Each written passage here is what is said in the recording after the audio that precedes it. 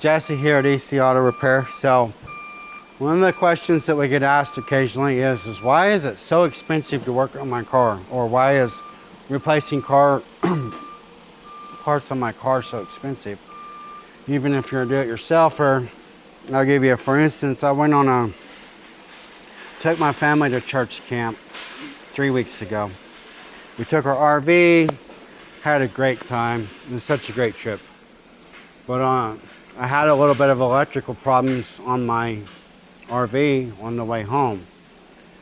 So I'm obviously a technician. I can figure this out, right? I had a few tools with me, but I needed some wiring. I needed some connectors. I needed some fuses. Just some different things like that to resolve this problem.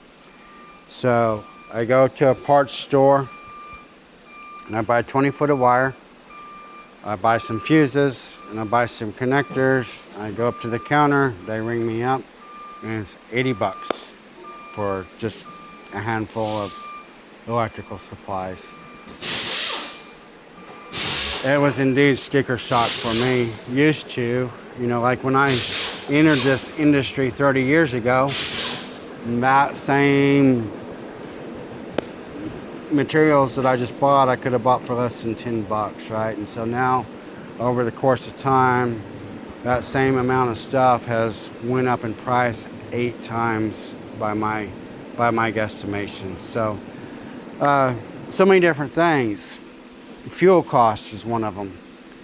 A huge one is labor cost. It costs a lot of money to pay an employee to stock those shelves, to check you out, to service you, to pay the truck driver to deliver the parts. A huge one that's came up that we're still feeling the effects of is the tariffs. Imports from overseas are now having tariffs to encourage stuff to be made in the USA. While I agree that made in USA stuff is much better, the reality of it is we're just paying more for all the products because of that. So that's another thing. Insurance costs too. Like, insurance is a big deal for an employer to carry insurance. The trucking company has to have insurance. There's so many different things. Packaging, like from point A to point B. Like right here we have a brake rotor, right? This particular customer is doing a complete brake service, so they're doing pads and rotors.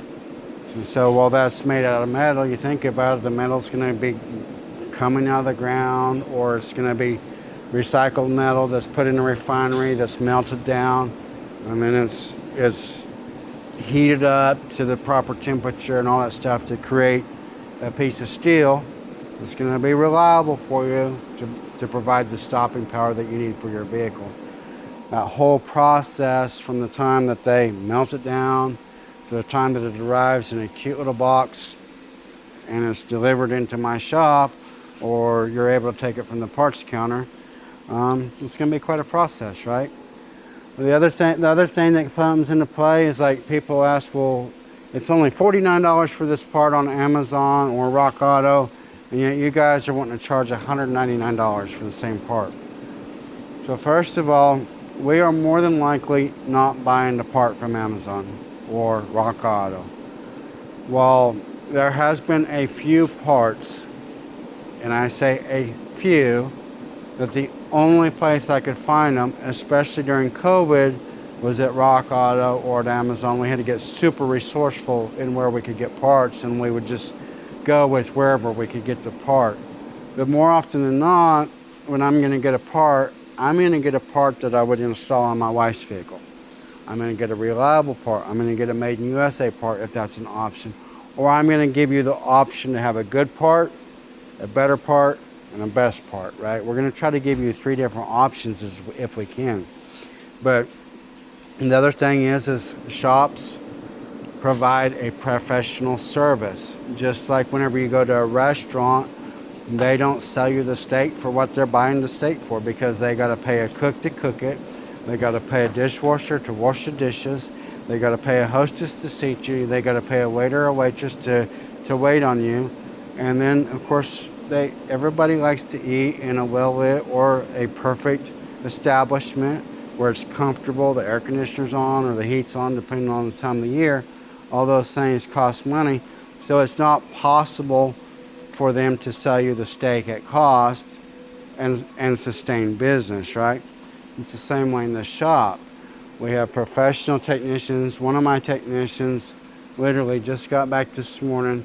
He's been in Nashville, Tennessee all this week training, learning how to get the state-of-the-art equipment, state-of-the-art training so that we can bring the most value to me. It cost me a small fortune to send him to this training because I got to pay him, I got to pay for the travel expenses, I got to pay for the training, I got to pay for all of these different things. And so part of that is included in the markup of the parts, in the overhead of the business, the insurance, the lights, the air, the lifts, all those different things. So we have to make a little bit on the parts, right, to pay the overhead of the business. We make money on the labor so we can pay our staff. That's kind of how it breaks down. So businesses, I don't care if it's McDonald's, I don't care if it's the gas station, I don't care if it's my shop, I don't care if it's your business. Businesses was created for one thing and one thing only, to make a profit, right? It's not a bad thing as long as that business is rendering the service to you that you're wanting. It's okay for them to make a profit. So that's why there's markup on parts. That's why there's so many different options. Quality changes. Quality changes. I can go to McDonald's and buy a hamburger. I can go to a steakhouse and buy a hamburger. Two different hamburgers, right? Two different experiences. Hope this makes sense. I'll see you in the next video.